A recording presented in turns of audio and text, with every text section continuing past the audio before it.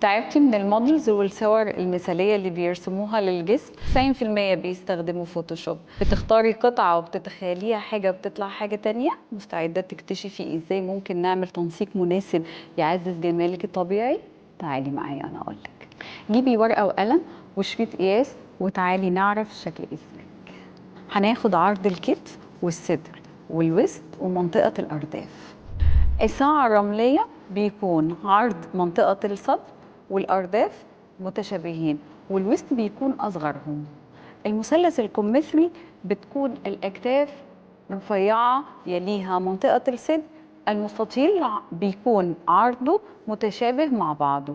المثلث المقلوب أعرض جزء هو الأكتاف يليها منطقة الصدر ثم الوسط وأقلهم عرضا منطقة الأرداف.